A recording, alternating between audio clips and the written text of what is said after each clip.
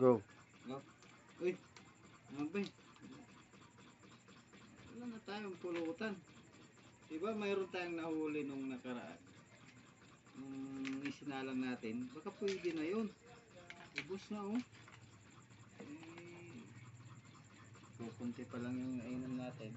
Sabagay, meron naman tayong isinalang doon. Yung malaking pinaka-huli natin doon sa ano, doon sa Ilog Sapa.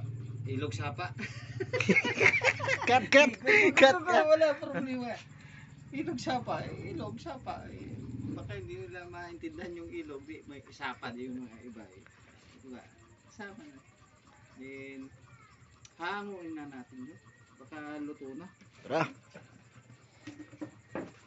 Ilog Sapa kaya yun. Ayun! Oh! Luto na nga. Kaya. Malambot na.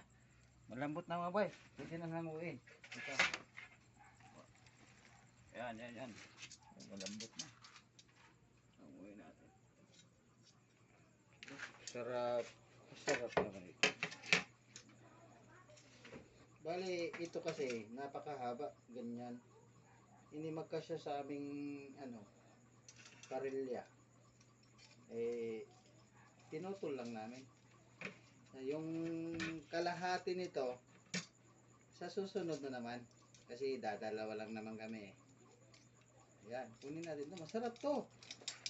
Kung mga tawag nito mga dinikit-dikit yan. Masarap yan. So, huwag na natin ubusin. Para naman yan sa Ayan.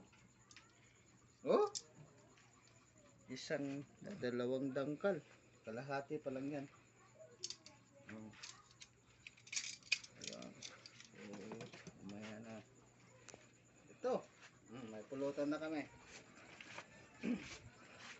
Sarap naman ito. Tapos,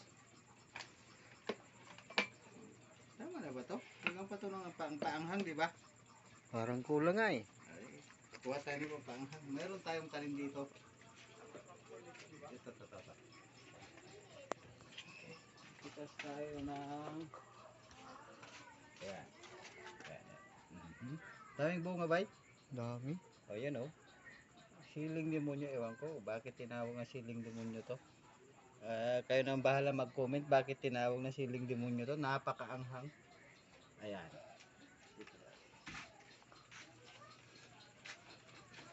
Ayan. So.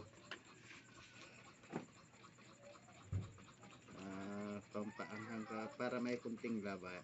Para masarap yung pulutan. Kung isang longlet yan, ewan ko kung maubos namin yan. Hindi naman talaga kami mga mga talagang umiinom. Sa amin lang, pag naglilibang kami, pag may ganitong nahuhuli kami, masaya tayo. Sige. Inuman tayo mga bay. Ito, pulutan natin. Napakasarap. Ayan. So, sabay muna. Continue muna ng aming inuman.